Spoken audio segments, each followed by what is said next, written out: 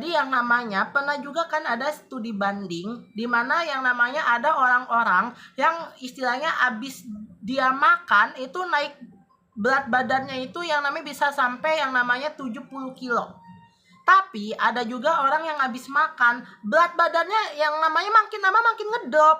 Kenapa? Karena yang namanya makanan yang dia konsumsi ini yang namanya tidak berprotein sama sekali. Atau yang namanya tidak ada zat karbohidrat di dalam makanan tersebut. Atau dia itu tidak yang namanya makanan tersebut itu yang namanya tidak higienis seperti itu ya. Tidak mengandung kadar kalsium, mineral, fosfor, zinc. Sehingga apa? Sehingga yang namanya pernah ada studi banding di mana yang namanya ada orang-orang yang habis makan jalannya lincah. Tapi ada orang habis makan jalannya nggak lincah, malahan dia sering terjatuh, dia sering merasakan nyeri dada, dia sering merasakan sakit jantung. Terus yang namanya ada orang istilahnya makan wortel, ya makan wortel itu kan bagus untuk mata. Malahan dia makin lama kok penglihatan saya makin berkurang ya, seperti itu ya. Terus yang namanya kok istilahnya penglihatan saya kok makin buram ya, kok penglihatan saya ganda ya, kok penglihatan saya kok sempit banget ya, objek seakan-akan yang namanya kecil nanti besar seperti itu ya, kok permukaannya nggak rata ya benda ya.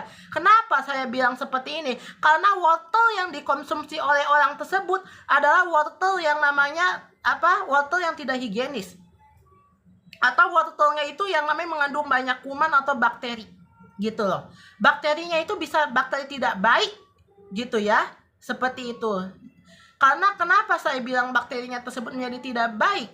Karena yang namanya wortel itu yang namanya dia tanam itu yang namanya bisa juga wortel itu ditanam tapi yang namanya kualitas tanahnya nggak baik. Kali aja bekas daripada yang namanya kelinci buang kotoran di situ ya kan, atau yang namanya bekas yang namanya orang buang ludah, itu yang menyebabkan wortel itu jadi terkontaminasi dengan air liur manusia. Nah wortel itu menjadi yang namanya bersifat negatif bukan lagi positif, seperti itu loh ya.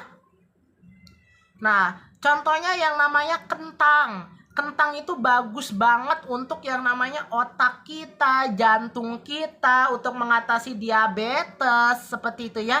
Tapi yang namanya ada orang makan kentang nih ya, makan kentang malahan yang namanya diabetes dia itu makin lama makin yang namanya tinggi.